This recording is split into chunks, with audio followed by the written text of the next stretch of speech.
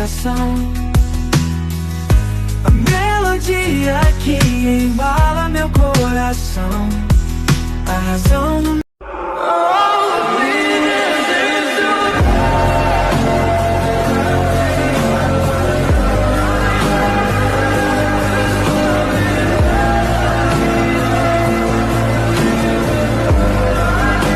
Merci beaucoup pour ces préoccupations que nous partageons. Globalement, la communauté famille chrétienne se porte bien. Se porte bien parce que tout au long de l'année 2025, toutes les activités que nous avons programmées ont été réalisées. Aussi bien à Kinshasa qu'à l'intérieur du pays et aussi à l'extérieur du pays. Vous savez que notre association est disséminée un peu partout et nous sommes en contact avec tous nos membres. Nous avons évidemment beaucoup de préoccupations concernant la situation des familles. D'abord, nos propres familles, la situation du pays du point de vue social, du point de vue économique et pourquoi pas même du point de vue politique est préoccupante. Mais comme nous l'avons vécu cette année, l'année jubilaire, l'année de l'espérance proclamée par le pape François, confirmée par le pape Léon XIV. Nous-mêmes, la famille chrétienne, notre thème a été « Famille chrétienne, vis dans l'espérance et tu seras béni ».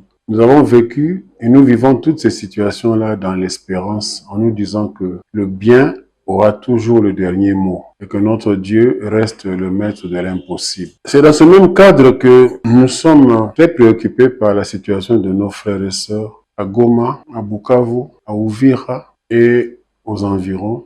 Ils souffrent plus que nous parce qu'en plus, il y a l'angoisse du lendemain, il y a la précarité de la situation qui peut basculer à tout moment, mais dans nos contacts avec eux, nous continuons à les inciter à l'espérance, à l'assurance que Dieu ne peut jamais les abandonner. Voilà pourquoi nous pensons que de toutes les manières, il y aura une solution parce que Dieu reste le maître de l'histoire de ce pays. Voilà, donc à nos frères et sœurs de là-bas, nous disons, nous ne vous abandonnons pas. Nous prions pour vous chaque jour et nous gardons le contact avec vous en union de prière parce que le même Dieu est vivant et pour vous et pour nous. Nous avons d'abord travaillé à démystifier le mois de décembre. Les gens ont une opinion négative sur le mois de décembre, proclamant que c'est le mois de tous les malheurs. Le mois de décembre, c'est comme tous les mois de l'année. Vivons ça dans la sérénité. Vivons ça en nous disant que c'est une grâce d'avoir traversé toute l'année vivant et d'arriver à la fin de l'année vivant et de traverser, comme vous dites, l'année 2025 à l'année 2026. Alors, nous avons clôturé nos activités pour que chacun, chacune entre en symbiose avec l'Église, la vie de l'Église universelle dans nos paroisses, dans nos diocèses, pour préparer et fêter la Noël ensemble avec tous les autres paroissiens. Et comme vous le savez, depuis maintenant, je sais pas, une trentaine d'années, la nuit du 31 décembre, la famille chrétienne la passe toujours en prière. Nous aurons donc notre veillée du 31 décembre, d'ailleurs un peu partout dans la communauté, pour que l'année 2026 nous trouve dans la prière et surtout dans l'Eucharistie du matin du 1er janvier. Nous avons été fortement marqués par cette année de l'espérance parce que nous avons eu l'audace de regarder l'extérieur du pays du point de vue de la famille chrétienne. Nous avions proclamé cette année, année de communauté extérieure, et Dieu a fait des merveilles extraordinaires, inattendues. Notre communauté a pu conduire pratiquement la délégation des Congolais qui sont allés au jubilé des familles à Rome. Et nous sommes arrivés même à attirer l'attention du pape Léon XIV. Il a dû s'arrêter pour nous saluer tellement qu'on faisait un bruit qui a attiré même les autres délégations qui nous ont rejoints. Nous avons également été marqués par une expérience extraordinaire. Une délégation de haut niveau est allée en Afrique du Sud participer à une campagne d'évangélisation de la communauté famille chrétienne. Nous avons pu entrer pour la première fois dans un contact personnel avec tous les membres des communautés extérieures de la communauté famille chrétienne, en présentiel pour les responsables de ce secteur, Europe, États-Unis, Canada, j'ai cité l'Afrique du Sud, l'Angola, Et ça a renforcé notre unité et ça nous a assuré que Dieu est présent dans cette œuvre. Parce que nous avons commencé l'année en prenant un risque terrible. Nous avons traversé le fleuve. Délégation de 120 personnes. On a traversé le fleuve dans des canots pour aller au Congo-Brazza. On a mobilisé tout un avion plein à l'aller comme au retour, dans l'assurance que rien ne va nous arriver. Et rien n'est arrivé. Il faut y croire. Il faut marcher dans la foi. Et cela a attiré notre attention sur l'importance de consolider maintenant le travail qui a été fait en interne sur les plans des communautés intérieures. C'est bien que nous soyons partout dans le pays, mais comment vivent nos communautés? Comment les dynamiser pour qu'ils puissent effectivement se lever, vivre l'esprit famille chrétienne et réaliser cet esprit, marquer leur diocèse, leur paroisse, en défendant la famille, en défendant les valeurs familiales dans ces temps difficiles où la famille est attaquée. Voilà ce à quoi on va s'engager pour l'année 2026. Ce travail de fond qui sera fait pour que la famille chrétienne de l'intérieur du pays soit vraiment debout sur des bases sûres, inébranlables, avec l'aide de Dieu. Mais ce n'est pas un slogan de dire que la jeunesse est l'avenir. Regardez, moi j'ai commencé la famille chrétienne tout jeune, à l'âge de 35 ans. J'étais le plus jeune des responsables. Aujourd'hui, je suis le plus vieux parmi les vieux responsables. On a fait du chemin. Et je leur dis toujours que nous sommes à la porte de sortie, la génération des pionniers. Donc, nous avons intérêt à ce que notre jeunesse s'engage. Parce que c'est comme dans toute famille. S'il n'y a pas un renouvellement à travers les enfants, à travers les jeunes, la famille disparaît. L'œuvre de Dieu ne peut pas disparaître. C'est pourquoi nous investissons beaucoup dans la jeunesse de la famille chrétienne. Et c'est comme ça que depuis quelques années, on les a libérés en faisant de leur mouvement un mouvement à part appelé jeunesse de la famille chrétienne. Mais nous continuons à les encadrer. Nous continuons à les aider à prendre conscience de leurs responsabilités. Et ils se comportent bien. C'est un mouvement qui se distingue et qui continuera à se distinguer parce que ces enfants ont la chance d'être nés dans des familles équilibrées, dans des familles chrétiennes, qui les encadrent, qui leur donnent les valeurs, qui leur transmettent des valeurs dont ils vivront demain, soit comme père et mère de famille, soit comme personnes consacrées. Nous voulons avoir les meilleurs prêtres, les meilleures religieuses pour montrer que tout cela est possible si la famille joue son rôle. Donc c'est avec sérénité que j'affirme ces choses, dans l'assurance que ça ira. C'est d'abord un message de remerciement. Je dois vous dire clairement, nos aumôniers sont à l'avant-garde de la relation entre prêtres et laïcs dans l'Église de demain. L'Église issue du Concile Vatican II n'est plus une Église hiérarchique, c'est une Église communion. Et maintenant, avec le pape François, confirmé par le pape Léon XIV, nous sommes dans une Église qui se veut synodale, c'est-à-dire on chemine ensemble. Et les laïcs prendront de plus en plus une place considérable dans cette Église parce que nous sommes tous l'Église et nous portons notre charge. Nous devons prendre notre part. Et nos aumôniers comprennent cela. Au lieu de se mettre dans une position de domination, ils sont dans une position d'accompagnement. Parce que la famille chrétienne est un mouvement créé et dirigé par des laïcs. Et ça se passe très bien, très bien. Et c'est pourquoi je les remercie, je les félicite.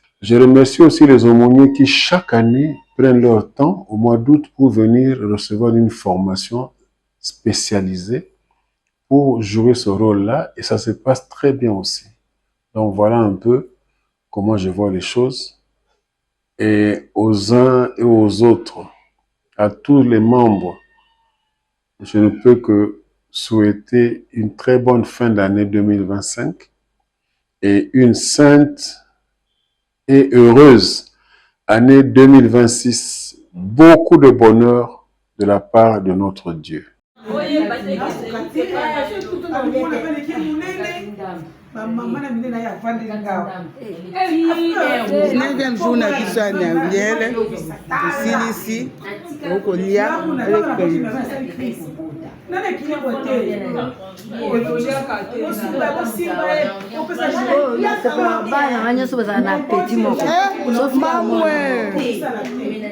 nyeka nyeka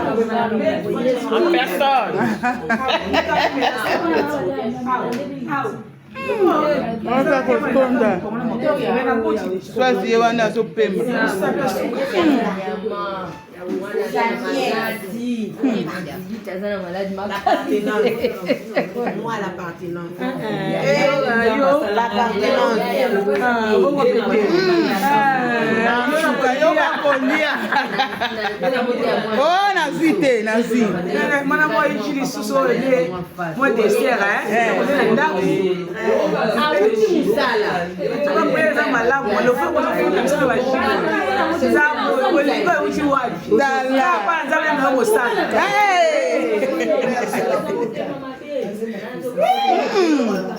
Yembe lela boyo pangusa munoko hapo koloba te kotondele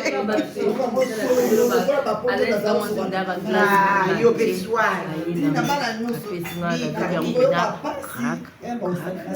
mama le tozaki pa na yo omoni ndele Dieu nous a bénis.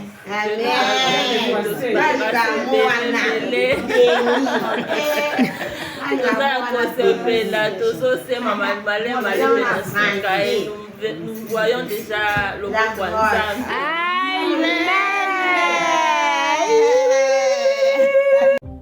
Je ne veux pas que ta mère vive avec nous. Tu es ma femme aujourd'hui. Mais souviens-toi d'une chose. Laquelle? Ton enfant grandira, il se mariera, et toi aussi tu iras le visiter. Et sa femme pensera peut-être comme toi aujourd'hui. Ta mère prend trop de place ici. Peut-être. Mais demain, ce sera toi qui frapperas à la porte de ton fils. Et tu espéreras être accueilli avec amour.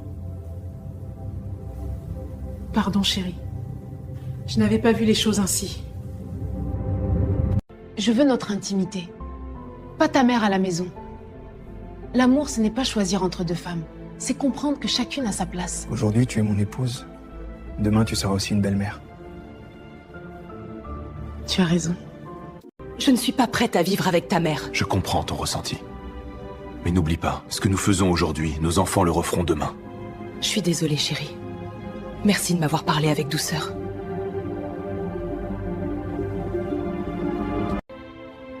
Tu dois choisir elle ou moi. Je t'ai choisi comme épouse, mais je n'ai jamais cessé d'être le fils de quelqu'un. Et toi aussi, un jour, tu seras la mère de quelqu'un. Pardon, chérie. J'ai parlé sous l'émotion. Je comprends ton besoin de paix. Mais n'oublie pas, la paix que tu demandes aujourd'hui, tu la demanderas aussi demain, quand tu seras mère. Et tu espéreras qu'on t'ouvre la porte avec le cœur.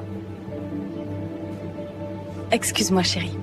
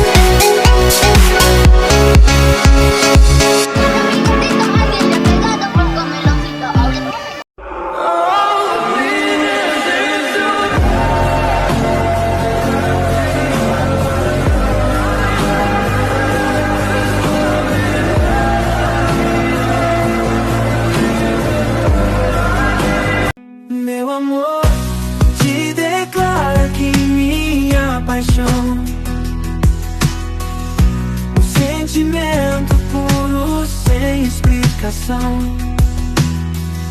A melodia que embala meu coração. A razão